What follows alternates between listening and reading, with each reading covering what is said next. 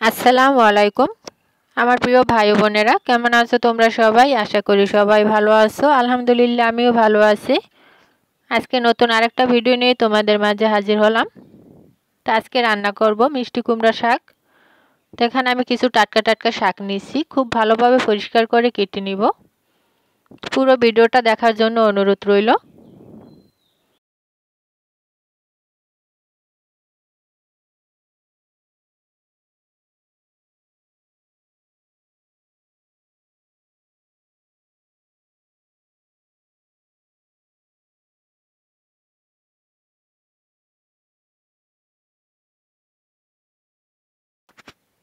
তো শাক কাটা হয়ে গেছে, ধুয়ে নিয়েছি।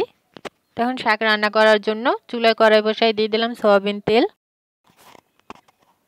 পেঁয়াজ কুচি আর ছোট চিংড়ি মাছ দিয়ে কিছুক্ষণ ভেজে নিব। একটু লাল লাল করে ভেজে নিব। তো আমার ভিডিওর কোনো অংশ যদি তোমাদের কাছে ভালো লাগে তাহলে চ্যানেলটা সাবস্ক্রাইব করে পাশে থেকো। আর ভিডিওটা কেমন হয়েছে নিশ্চয়ই সেটা কমেন্ট করে বলে যাবা। আসলে তোমাদের সুন্দর সুন্দর কমেন্টে ভিডিও করার উৎসাহটা আরও বাড়ে। যতই কষ্ট হোক, কোনো কষ্টই যেন কষ্ট মনে হয় না। তো পেঁয়াজ আর চিংড়ি মাছ ভাজা হয়ে গেছে, এখন দিয়ে দিব সামান্য একটু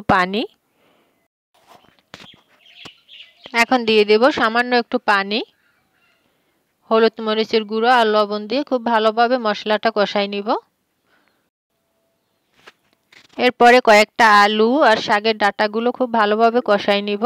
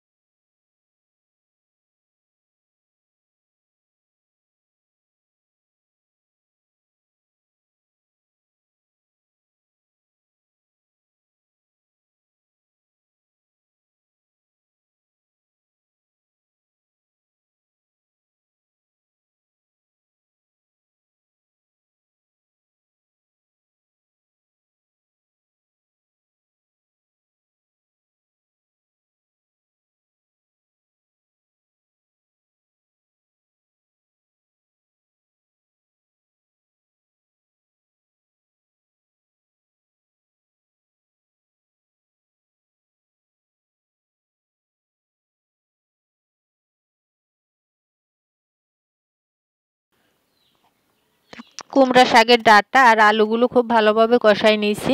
এখন দিয়ে দিলাম পরিমাণ মতো ঝোল। ঝোলটা ফুটে উঠলে আমি উপর দিয়ে শাকগুলো দিয়ে দিব। এভাবে শাক রান্না করলে খেতে কিন্তু দারুণ মজা হয় আর শাকটা একদম গলে যায়। তো কিছুক্ষণ রেখে দিলাম। যে দেখো আমার শাক রান্না কিন্তু প্রায় কমপ্লিট। আর আজকের শাক রান্নাটা কিন্তু দারুণ মজা ছিল। তো আজকের ভিডিও এই পর্যন্তই। সবাই ভালো থেকো, সুস্থ থেকো। খোদা হাফেজ।